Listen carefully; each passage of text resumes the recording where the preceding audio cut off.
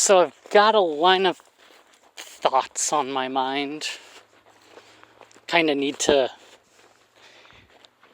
get out, I guess. Just yesterday I was in a voice chat or two. And of course, with it being an election year, voting comes up. And it's just interesting that the number of methodologies there are to voting and the amount of ignorance that people admit to in the process. I mean, I think one of the more egregious ones is straight party voting, where you just like, oh well, this party, that's it, done, I'm done voting. And it's like, well, why? Why? You've done no research, you've just gone with the straight party, and you really have no idea what they're gonna do other than like backbite on the principles because they're getting paid by some special interest. The other one you get is someone's voted one way, and so you've got to vote the complete opposite way, which basically, when you're criticizing people for voting for Trump and saying that they have no critical thought, how much critical thought does that really show? All you're doing is voting the opposite. Well, I've got to balance it out. It's like, no. Do some daggum thinking. I know that some people might feel called out, but honestly, it's like, if you're going to criticize one side and you're voting straight party without really looking into even the platform that they stand for, then why are you voting? I mean, you can look at we've got, for people that have been in for almost half a century, like Joe Biden, we've got a whole voting record on what he voted on. And with the age of social media and the internet and the ease and availability of information, people are still too lazy to go and look for their info. It's like, well, nope, don't have time for that. I mean, I know some people who say that might be kidding, but there are people that seriously think that. Well, I don't have time to go look for it. It's like, well, then you don't have time to go and vote. And if you don't have time to actually put in the legwork to know what you're voting for and really know, then why are you voting? Why are you complaining when things go wrong? You blame this other guy for like problems of racism or whatever, when in reality, it was probably someone you voted in ignorantly. That's kind of the biggest detriment to an American society is ignorance. People are like, well, the founding fathers are old guys. They really didn't have the foresight. There's a lot they had foresight for. If you really look and you read the documents, read the Federalist Papers, read their letters and other commentaries, then you see, yeah, actually, they had a lot of foresight. The thing that is the hardest to compensate for, and there's no law that can compensate for, is ignorance. And that's the problem that we have, is so many people are ignorant of how the system's supposed to work, what happened over time, what happened before they were born, that they think that voting this one way and they call other people idiots. But really, the one who's always looking and learning is less of an idiot than the person calling that person an idiot. Just because you vote differently doesn't mean that you're an idiot. But when you vote and you don't actually look into what you're voting for, then I think that's grounds for being called an idiot. And I think sometimes people, well, I watch the news. It's like, that's not enough. The news isn't going to tell you anything. You have to do your own footwork. The news has become so incompetent at doing their job that in order to get anything, you have to do your own footwork. And thank goodness for the internet, because it does make it easier.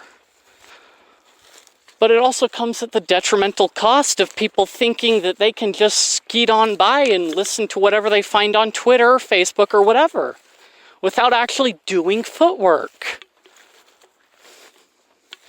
It's kind of like, so a few days ago we had an alert for statewide, I guess, talking about, oh, hospitals everywhere are being overrun with like COVID patients and blah, blah, blah. Every county has hospital problems. And it's like, I looked at the local health department stuff and it's like, nothing. 9 hospitalized? Really? They're being overrun with what? 90, what? No, yeah, it was like 90 new cases in the last day.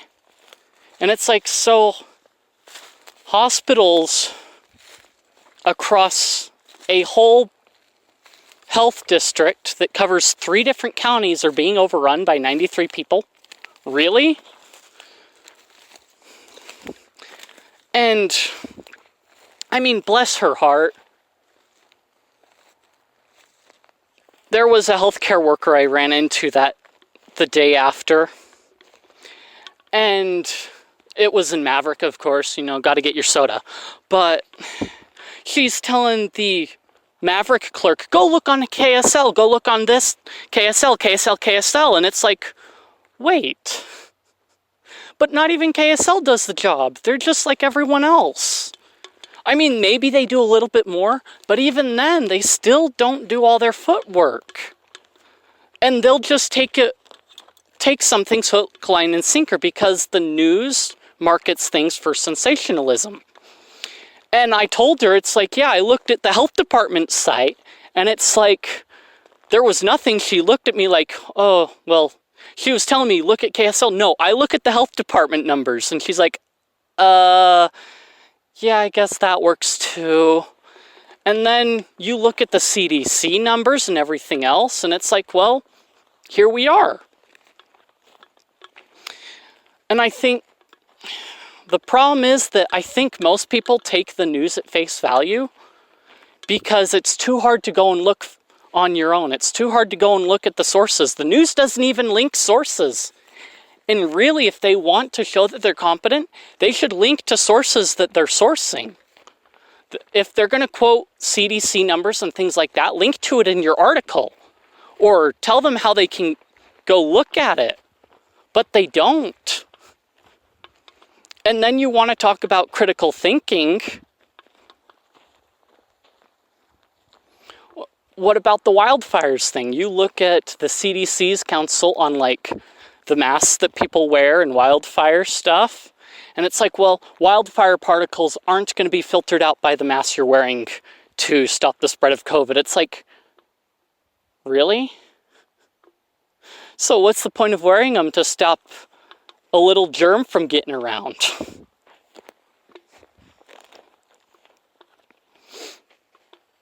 But there's so many things that show the ignorance that we've been through over my lifetime. And it really surprises me how people can still go, well, these people, they're kind of dumb. I don't see how you could do that again and again and again. And it's like, well, have you really done the footwork, or where have you been getting your information from? Yeah, some of these people, they're only getting their information from Fox News. And it's like, okay, well, yeah, they're kind of dumb because they're taking the news at face value. But then you've got people on the other side that it's like, why would you vote for that side again? But they're taking the likes of CNN and MSNBC at face value. They're not doing their own footwork. So when you vote like that, you end up voting in the police brutality, the systemic racism, and things like that. And then you try and blame someone else that you didn't vote for on it. rather than analyzing yourself and accepting responsibility for it. I mean, have I made some dumb voting decisions? Yeah.